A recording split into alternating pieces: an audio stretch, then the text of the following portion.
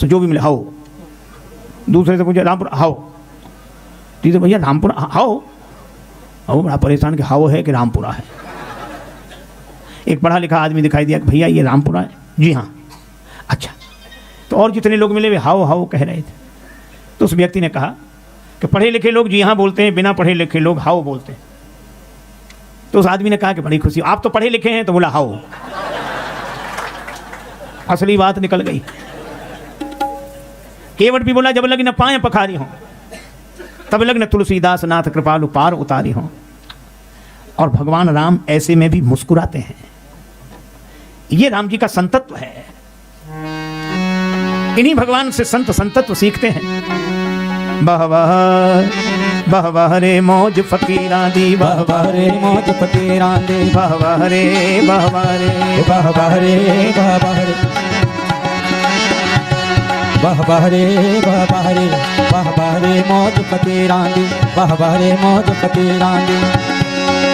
कभी तो रेंदे महल दुमहले, कभी तो रेंदे महल दुमहले, कभी तो रेंदे महल दुमहले, कभी तो रेंदे महल दुमहले, कभी तो रेंदे महल दुमहले, कभी तो गली अहीरा दी, वाह वाह रे वाह वाह रे वाह वाह रे वाह वाह रे वाह वाह रे वाह वाह रे वाह वाह रे वाह वाह रे वाह वाह रे मौज फकीरा दी, वाह वाह रे मौज फकीरा दी। कभी बड़ी बड़ी इमारतों में रहते हैं, महल दुमहले में रहते हैं, और कभी दूध बेचने वाले ग्वालों की गली में। वाह वाह रे वाह वाह रे वाह वाह रे वाह वाह रे ओ वाह वाह रे ओ वाह वाह रे ओ वाह वाह रे वाह वाह रे वाह वाह रे वाह वाह रे। एक महात्मा वृक्ष के नीचे सो रहे। सवेरे के समय राजा वहां से घूमता हुआ निकला। उसने देखा संत के शरीर पर कोई वस्त्र नहीं, अपना कीमती शॉल उड़ा दिया। महात्मा बोले खुश रहो बेटा, तुम ऐसे ही करते रहो जिंदगी भर। पीछे से एक चोर आया, साधु के शरीर पर इतना कीमती वस्त्र, उसने साल का कोना पकड़ा, खींच कर ले गया, साल चुरा कर भागा। महात्मा बोले खुश रहो बेटा, तुम ऐसे ही करते रहो जिंदगी भर। वाह वाह रे वाह वाह रे वाह वाह रे वाह वाह रे वाह वाह रे मौज फकीरा दी, वाह वाह रे मौज फकीरा दी, वाह वाह रे मौज फकीरा दी। कभी तोड़े शाल दुशाले, कभी तोड़े साल दुसाले, कभी तोड़े साल दुसाले, कभी तोड़े साल दुसाले, कभी बुदड़िया लीरा दी, वाह वाह रे वाह वाह रे वाह वाह रे वाह वाह रे वाह वाह रे मौज फकीरा दी, वाह वाह रे मौज फकीरा दी, वाह वाह रे मौज फकीरा दी। एक महात्मा का सामान चोरी चला गया। सिपाही से बोले रिपोर्ट लिखो, क्या क्या गया महाराज चोरी। देखो भाई चोरी क्या क्या गया। तो कहा एक आसन चोरी चला गया, एक छाता चोरी चला गया, हाँ? एक ओवरकोट चोरी चला गया, एक रजाई चोरी चली गई, एक गद्दा चोरी चला गया। सिपाही बोला इतना तो नहीं गया, ये गुदड़िया थी ये। महात्मा बोले सब मिल गया सब मिल गया सब मिल गया। इसे बिछा कर बैठ जाते आसन, इसे सिर पे रख के चल देते छाता, इसे ओढ़ कर बैठ जाते हैं ओवरकोट, ओढ़ कर सो जाते हैं रजाई, अब बिछा कर लेट जाते हैं गद्दा, सब मिल गया सब मिल गया। यह है वाह वाह रे वाह वाह रे वाह वाह रे वाह वाह रे वाह वाह रे मौज फकीरा दी, वाह वाह रे मौज फकीरा दी, वाह वाह रे मौज फकीरा दी। मंग तंग के टुकड़े खांदे, मंग तंग के टुकड़े खांदे,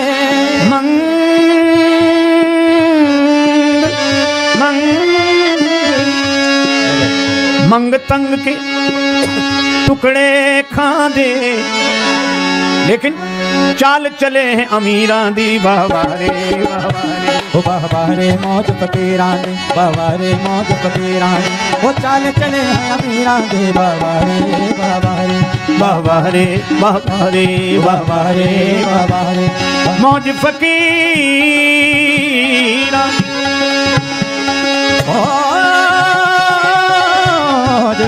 फकीरा दे, वाह वाह रे वाह वाह रे वाह वाह रे मौज फकीरा दी, मौज फकीरा दी,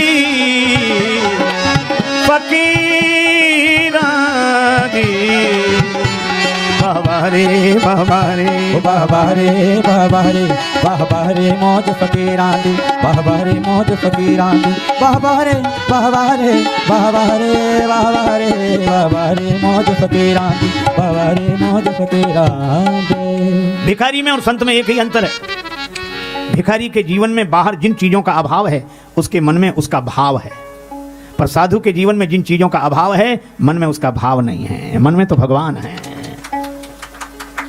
एक संत ने कहा भिक्षु हैं पर हम भिखारी नहीं हैं।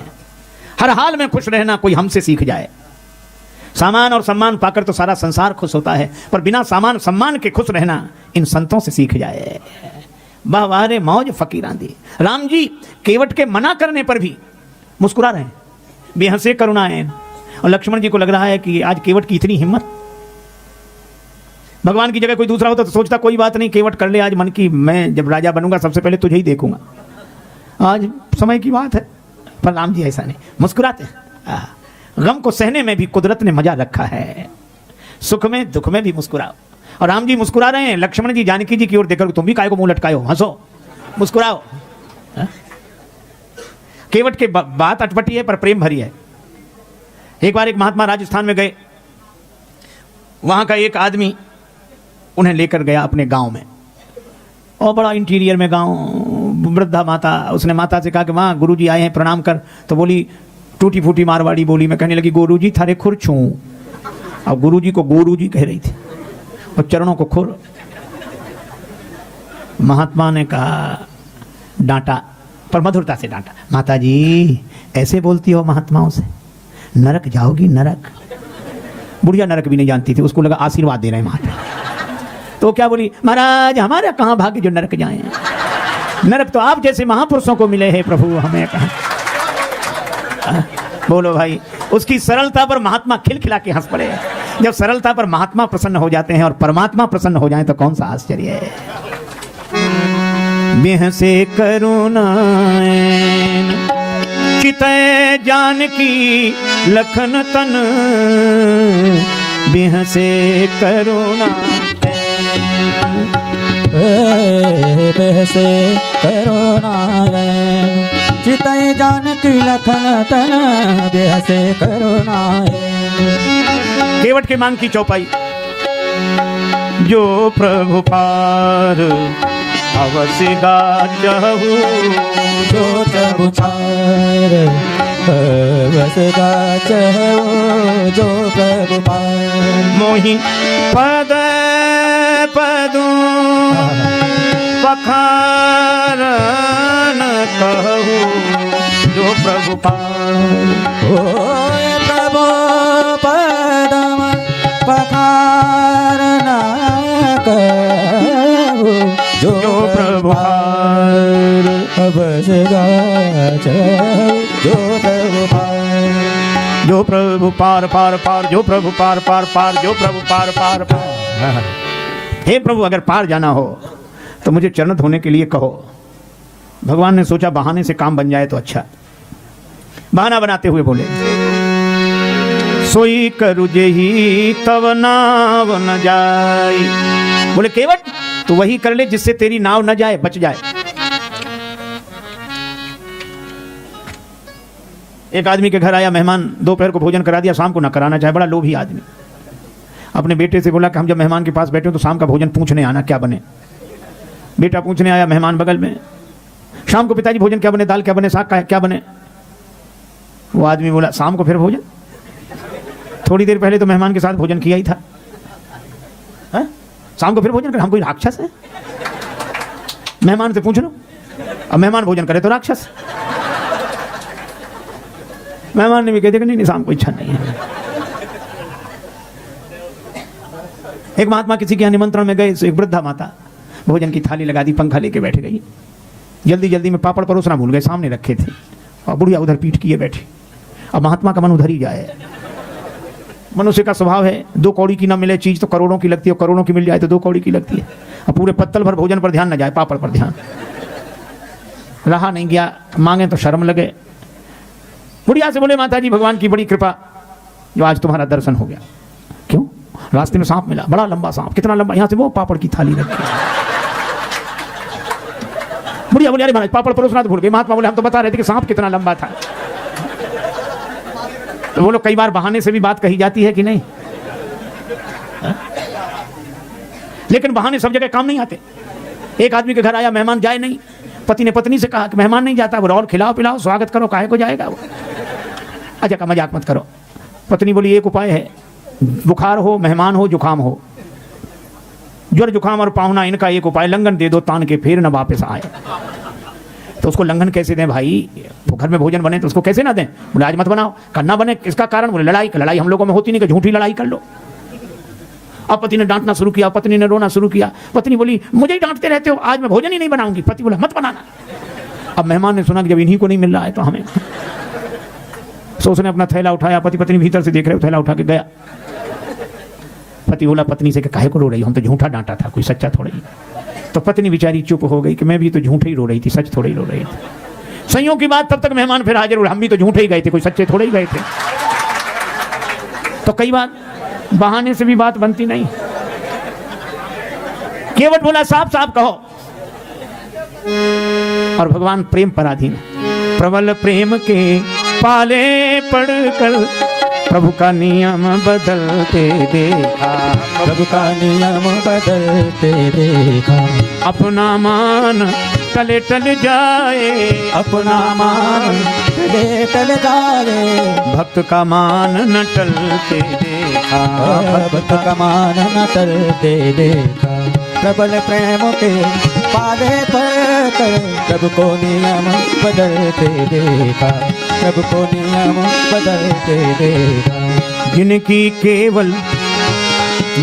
केवल कृपा दृष्टि से, जिनकी केवल कृपा दृष्टि से सकल सृष्टि को पलते देखा, सकल सृष्टि को पलते देखा। उनको गोकुल के गोरस पर, उनको गोकुल के गोरस पर 100 बार मचलते देखा, 100 बार मचलते देखा। प्रबल प्रेम के पाले पड़कर प्रभु का नियम बदलते देखा, प्रभु का नियम बदलते देखा। भगवान ने भी केवट से कह दिया, कृपा सिंधु बोले मुस्काई, सोई करूँ जही तब नाव न जाई। पर केवट बोला सोई करूँ नहीं, साफ साफ कहो। तो भगवान क्या बोले, बेज्ञानी जल पाए पथारो, बेज्ञान जल पाए पथारो, होत विलंब उतारो पारो, होत विलंब उतारो पारो। केवट राम रजायस पावा, केवट राम रजायस पावा। पानी कठवता भरी ले आवा, पानी कठोता भर ले आवा। अति आनंद उमगी अनुरागा, अति आनंद उमगी अनुरागा। चरण सरोज पखारन लागा, चरण सरोज पखारन लागा। कठौते में जल भर लाया, राम जी की आज्ञा मिल गई। कठौता गंगा जल से भरा रख दिया, बाईं हथेली आगे बढ़ाई, बाईं हथेली पे राम जी का दायां चरण, कठौते से जल छोड़ा, लगा धोने। मन में तो यही भाव है, जिन चरणन ते निकसी सुरसरी। आज मैं उन चरणों को धो रहा हूं। लक्ष्मण जी ने देखा केवट बड़े भाव से चरण धो रहे हो, भाव के कारण चरण धो रहे हो। केवट बोला नहीं महाराज, भाव के कारण नहीं, हम तो नाव के कारण चरण धो रहे हैं। प्रेम को छिपा लिया। बड़ी देर हो गई, देवता भी पुष्प बरसाते और कहते ऐसा भगत नहीं देखा जिसके सामने भगवान एक पांव से खड़े रहे। ऐसा भगत तो देखे ही नहीं, भगवान के सामने भक्त एक पांव से खड़े रहते, ये ऐसा भक्त जिसके सामने भगवान एक पांव से खड़े। बड़ी देर हो गई, भगवान ने कहा चरण धुला। केवट बोला हाँ महाराज धुला तो, लेकिन कर रहा था, तब तक भगवान ने चरण नीचे रख दिया। केवट ने कहा आपने फटी हुई दुपटी से पहुंचने नहीं दिया, चरण धुलने के बाद गीला रह गया, धूल लग गई, दोबारा धोना पड़ेगा। राम जी बोले लक्ष्मण हो चुके पार, चरण तो धुलने के बाद गीला ही रहेगा, कभी ये चरण धुला, कभी ये चरण धुला, कभी ये कभी ये। भगवान ने कहा हम एक पांव से कब तक खड़े रहें। केवट ने कहा जिन विचारों के एक पांव होते हैं वे भी खड़े रहते, लाठी का, दीवाल का, वृक्ष का सहारा ले लेते हैं। इसलिए गौतम ये तारण अधम उदाहरण है, प्रेम से पगों को पखारन मोह दीजिए, धोए चरण को बिनु पहुंचे धरणी में धरो, लागी रज फेर भ्रम दुगुन ना कीजिए, रेखन में जड़े कण केते देख देख धो, आप एक पगते खड़े याते न कीजिए, और चाहो अवलंब तो विनीत जू विलंब बिनु, नाथ मेरे माथ पे सो हाथ धर लीजिए। भगवान ने केवट के माथे पे हाथ रखा, वैसे बरसी सुमन सुर सकल सिहाही, बरसी सुमन सुर सकल सिहाही, बरस सुमन सुर सुर सकल सकल सिहाही, बरसी सुमन बरसी सुमन सिहाही, बरस सुमन सुर सकल। चरण धुल गए। केवट से भगवान ने कहा अब तो पार करो। केवट बोला अभी थोड़े, घाट का नियम थोड़ी तोड़ूंगा आपके लिए, जो पहले आते हैं उन्हें पहले पार करता हूँ, बाद में आने वालों को बाद में। भगवान बोले यहाँ तो कोई दिख नहीं रहा है। केवट बोला अगर आपको दिख गए होते तो पार ही ना हो गए होते, आपकी दृष्टि में आ गए होते तो पार हो गए होते। तो कौन है? का मेरे पुरखे, पूर्वज। अच्छा, उनका उद्धार कैसे होगा? बोले जैसे महाराज भागीरथ के पूर्वजों का हुआ, उनके लिए गंगा जी ब्रह्मा जी के कमंडल में जन्मी थी। आज हमारे पुरखों का उद्धार करने के लिए केवट के कठौते में गंगा जी प्रकट हुए हैं। पद पखार जलपान करी आप सहित परिवार, पितर पार करी प्रभु पुण्य मुदित गए लई पार। उस पार ले गया, बड़ा प्रसन्न है। मेरी नैया में सीताराम, गंगा मैया धीरे बहो, मेरी नैया में सीताराम, गंगा मैया धीरे बहो, बहो मेरी नैया में सीताराम, गंगा मैया धीरे बहो, सीताराम गंगा मैया धीरे बहो, मेरी नैया में सीताराम, गंगा मैया धीरे बहो, मेरी नैया में सीताराम, गंगा मैया धीरे बहो, मेरी नैया। केवट की नैया भागीरथ की गंगा, केवट की नैया भागीरथ की गंगा, राजा दशरथ के लक्ष्मण राम, गंगा मैया धीरे बहो, राजा दशरथ के लक्ष्मण राम, गंगा मैया धीरे बहो, मेरी नैया में नैया में नैया में नैया में नैया में हो, मेरी नैया में लक्ष्मण राम, गंगा मैया धीरे बहो, मेरी नैया में लक्ष्मण राम, गंगा मैया धीरे बहो, मेरी नैया में लक्ष्मण राम, गंगा मैया धीरे बहो, मेरी नैया। पार ले गया। उतरी ठाण भय सुरसरी रेता, सिय राम गोह लखन समेता, केवट उतरी दंडवत कीना। भगवान को लगा किसी कुछ दिया नहीं। लक्ष्मण जी बोले और क्या दोगे? चरण धुला लिए। राम जी बोले लक्ष्मण धीरे बोलो, नहीं उतराई की कौन कहे चरण धुलाई और देनी पड़ेगी, वो भी तो हम लोगों ने अपने मतलब से ही धुलाए हैं।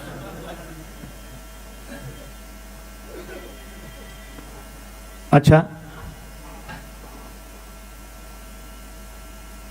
पर दें क्या? हमारे पास कुछ देने को नहीं।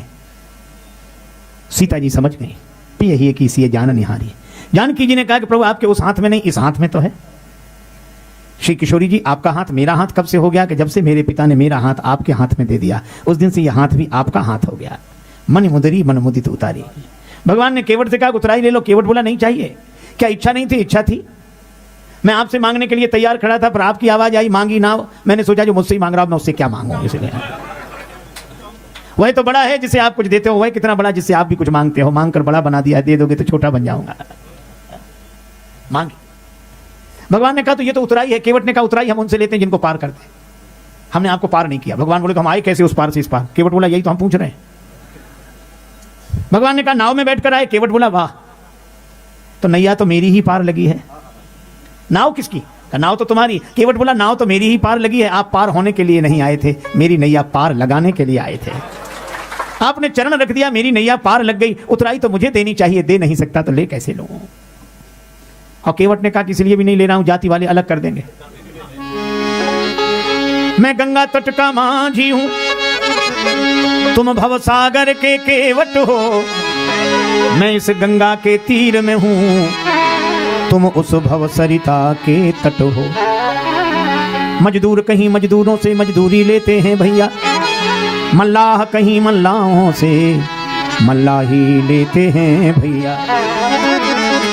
अपने को ऋणी समझते हो तो ऋण तुम यहाँ नहीं वहीं चुका देना। मैंने तुमको है पार किया,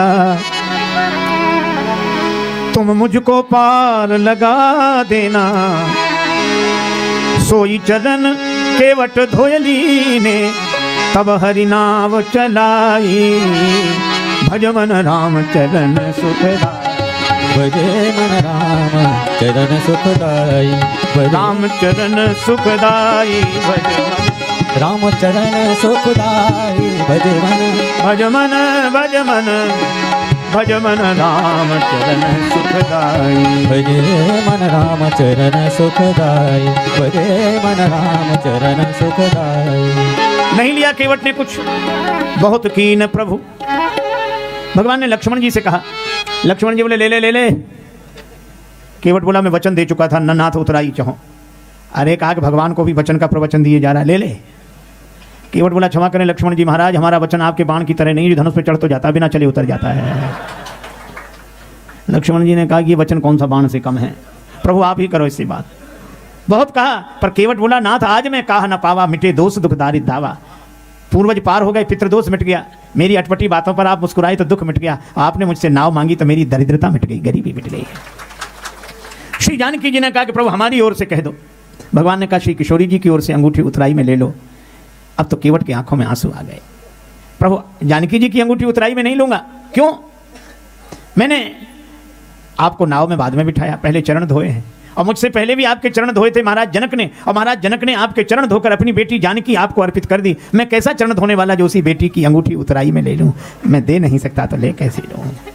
श्री जानकी जी को अपनी मिथिला याद आ गई। भगवान बोले तो हमें कुछ दो। केवट ने कहा क्या दूं? कहा आज्ञा दो तो जाएं। केवट बोला पहले हमको ही विदा कर दो, ताकि ये लगे कि भगवान घाट पर ही हैं। भगवान ने केवट को विदा किया। विदा की न करुणा यतन भगति विमल वर दे। कुछ नहीं चाहा, विमल भक्ति का वरदान मिला। इश्क एक तरफा में यूं मशरूर हो जाऊंगा मैं, शाम तुम होगे समा काफूर हो जाऊंगा मैं अगर मांगूं जो तुमसे मुझको तुम देना ना कुछ, वरना फिर प्रेमी नहीं मजदूर हो जाऊंगा मैं। केवट ने कुछ नहीं चाहा।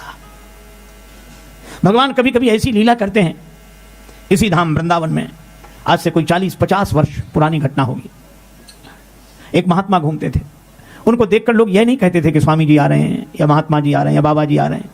उनको देखकर लोग कहते थे जज साहब आ रहे हैं, जज साहब। एक महात्मा से पूछा कि इनके जज होने का क्या रहस्य है। उन्होंने कहा कि दक्षिण भारत में एक कस्बे में ये जज थे। वहां एक ऐसी घटना घटी, उस कस्बे के पास एक गांव था। गांव में एक केवट रहता था, बड़ा सरल। कोई भी आदमी पूछता केवट भैया वो बात कैसी, तो कहता रघुनाथ जी जाने, मैं तो कुछ नहीं जानता। लोगों ने उसका नाम भोला रख दिया। 2 बेटे 1 बेटी, केवट रघुनाथ जी जाने बस। जब बेटी विवाह के योग्य हुई तो बेटों ने कहा कि पिताजी ऋण ले लीजिए, बेटी का विवाह हो जाए, हम लोग कमा कर दे देंगे। गया गांव के सेठ से 200 रुपए उधार लाया, ब्याज की दर तय हो गई, समय सीमा निश्चित हो गई। बेटी का विवाह हुआ, बेटी ससुराल के लिए विदा हुई।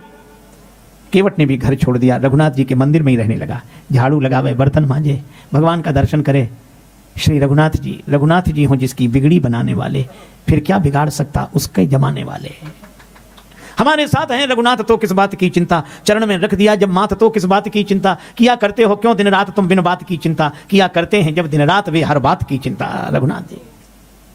बेटों ने कमाई की, रुपया दिया, केवट वापिस करने गया, रुपया वापिस दिया, ब्याज भी वापिस दिया, रसीद भी सेठ जी ने लिख ली। केवट से कहा ये तुम्हारी, पढ़ो इसमें क्या लिखा है। केवट ने देखा, बोला रघुनाथ जी जाने, मैं तो कुछ नहीं जानता। सेठ के मन में पाप आया, किसी दोबारा रुपया लिया जा सकता है। रसीद अपने पास रख ली, एक कागज पर ऐसी लिख के दे दिया कुछ। केवट उसी को रसीद समझ के लाया, रघुनाथ जी के चरणों में रख दिया, जहां रहता था उस अलमारी में रख दिया रसीद उठा के। सेठ ने केवट के खिलाफ मुकदमा कर दिया, रुपया लिया था, दिया नहीं है, मांगने पर कहता है कि दे चुके हैं। जज साहब ने बुलाया, केवट गया। जज साहब ने कहा रुपया लिया था? हाँ हुजूर। लौटा दिया? हाँ। तुम्हारे पास कोई सबूत? ये। इससे तो कोई सिद्ध नहीं होता कि तुमने रुपया लौटा दिया। हुजूर माई बाप, मैं तो इसी को सब कुछ समझे बैठा था। रोने लगा। जज साहब ने कहा रो मत, तुमने जब रुपया वापस दिया तो तुम्हारे और सेठ जी के बीच में कोई और था? तो बोला सिवा रघुनाथ जी के और कोई नहीं था। जज साहब ने वही नाम नोट कर लिया। अच्छा जाओ। केवट को विदा कर दिया और अपने खर्चे से रघुनाथ जी के नाम सम्मान जारी कर दिया। अब वो चपरासी घूमे पूरे गांव में। संयोग की बात, उस गांव में रघुनाथ जी नाम का कोई आदमी नहीं था। और जज साहब ने समझा कि रघुनाथ जी इनके गांव के रहने वाले कोई सज्जन होंगे। किसी ने कहा कि रघुनाथ जी का मंदिर जरूर है। चपरासी बोला वही बताओ, हम तो परेशान हैं। बाहर पुजारी जी बैठे नाम जप कर रहे थे। चपरासी ने कहा रघुनाथ जी का मंदिर यही, हाँ ये लो। सम्मन देखा। पुजारी जी ने सोचा जब भगवान ने मंगा ही लिया है तो हम काहे को वापस करें। हस्ताक्षर पुजारी जी ने कर दिया। चपरासी समझा यही रघुनाथ जी है। सम्मन ले जाकर रघुनाथ जी के चरणों में रख दिया। प्रभु आपके लिए पोशाक कई बार आई होगी, राग भोग कई बार आया होगा, पर सम्मन पहली बार ही आया। भक्त जो न कराए वह थोड़ा। केवट से कहा रघुनाथ जी का नाम क्यों लिखा दिया? केवट बोला कौन सा झूठ लिखा दिया, सच लिखा दिया। और केवट एक ही बात कहता, हरि बिन संकट कौन निवारे, हरि बिन संकट कौन निवारे, हरि बिन या अनाथ की लाज आज रघुनाथ जी हाथ तुम्हारे, हरि बिन संकट कौन निवारे, हरि बिन संकट कौन निवारे, हरि बिन संकट कौन निवारे। यही कहता दीन दयालु सुने जबते तबते मन में कजू ऐसी बसी है, तेरू कहाँ और जाऊं कहाँ, बस तेरे ही नाम की फेंट कसी है, तेरो ही आसरो एक मलूक नहीं, प्रभु सो कोई और जसी है, एहो मुरारी पुकारी कहूं अब मेरी हंसी नहीं तेरी हंसी। पुजारी जी भी कहते कृपा की न होती जो आदत तुम्हारी, हे भगवान जरूर जाना। एक दिन पहले पुजारी जी ने केवट से कहा केवट तुम आज ही जाओ ताकि तारीख पर समय से पहुंच जाओ। अब रघुनाथ जी के मन की रघुनाथ जी जाने। केवट तो प्रणाम करके चला गया। दूसरे दिन पुजारी बड़ी जल्दी जागे, भगवान को स्नान कराया, पोशाक पहनाई। आज प्रभु पहली बार अदालत में जाएंगे, बाहर जाएंगे। रोकर बोले प्रभु जरूर जाइएगा, जो पोशाक जचे वह पहन जाना, पर जाना। उधर जज साहब के सामने केवट पहुंचा। जज साहब ने कहा केवट तुम्हारा गवाह कहाँ है? केवट बोला हुजूर वे तो सब जगह रहते हैं, कहीं होंगे। चपरासी को आदेश हुआ। चपरासी ने नारे लगाए, रघुनाथ हाजिर है, रघुनाथ हाजिर है, हाजिर है। ऐसे 3 नारे जो लगाए हैं तो चाल लटपटी एक वृद्ध की झुकी सी दे है, दुपटी फटी सी शीस बांधे धर धाये हैं। इशारा कर रहे हैं, आ रहा हूं आ रहा हूं। हाथ माए छड़ी पड़ी तुलसी की ही माल, माथे पे रोरी चारू चंदन चढ़ाए हैं, साहब के सामने विनीत चपरासी साथ आज रघुनाथ जी गवाह बने आए हैं। केवट ने प्रणाम किया। जज साहब ने कहा कि रघुनाथ जी आप थे जब केवट ने रुपया दिया? हाँ हुजूर। कैसे सिद्ध हो? रसीद सेठ जी ने लिख ली थी।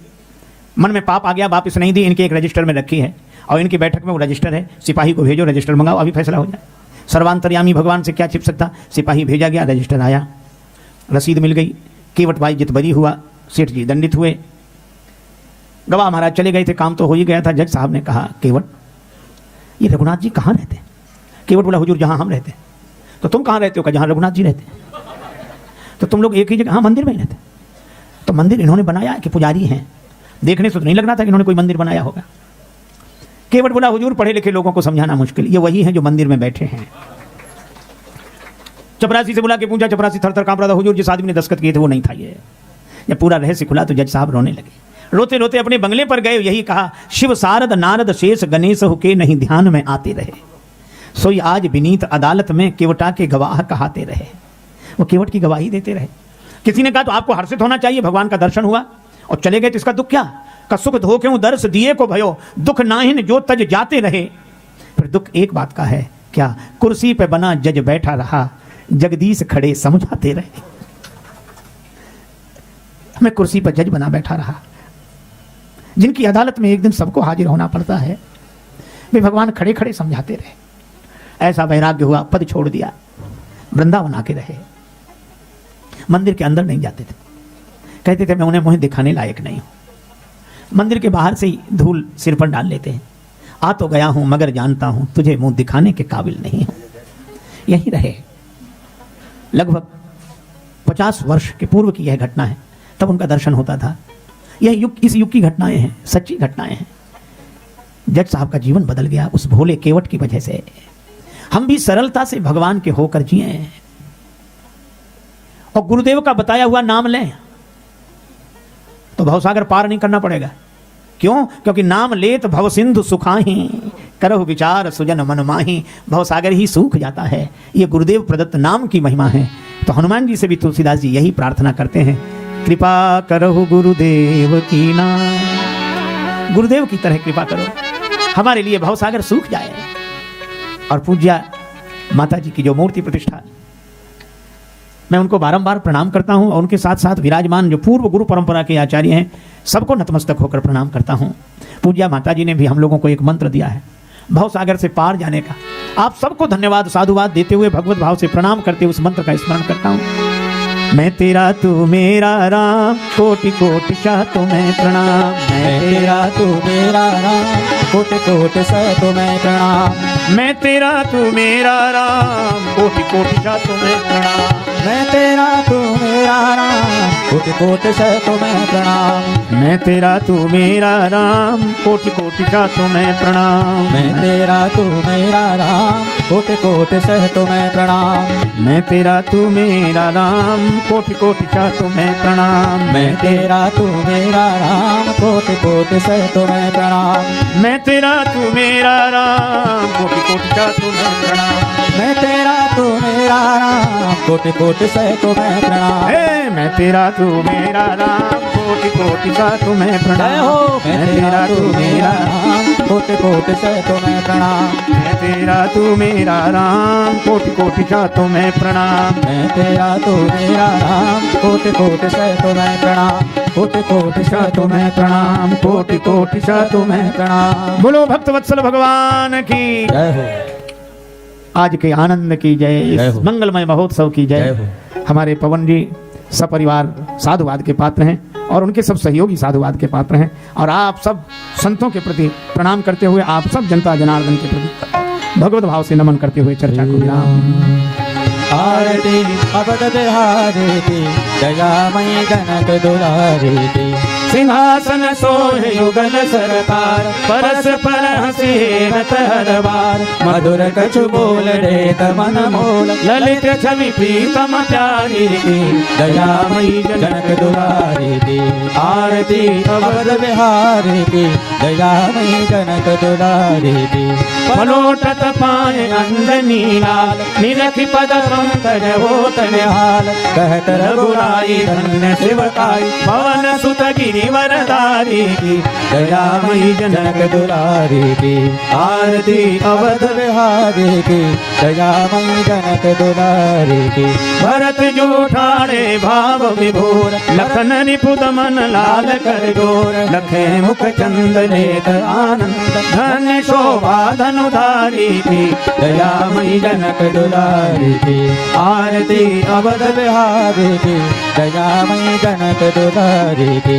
आरती जो कोई जन गावे, प्रभु पद प्रेम बस पावे। आरती जो कोई जन गावे गावे। प्रहरती जो कोई जन गावे गावे। प्रभु पद प्रेम बस पावे पावे। प्रभु पद प्रेम बस पावे पावे। शरण राजेश प्रभु अवधेश, बोलिए जय भयारी की, दयामयी जनक दुलारी की।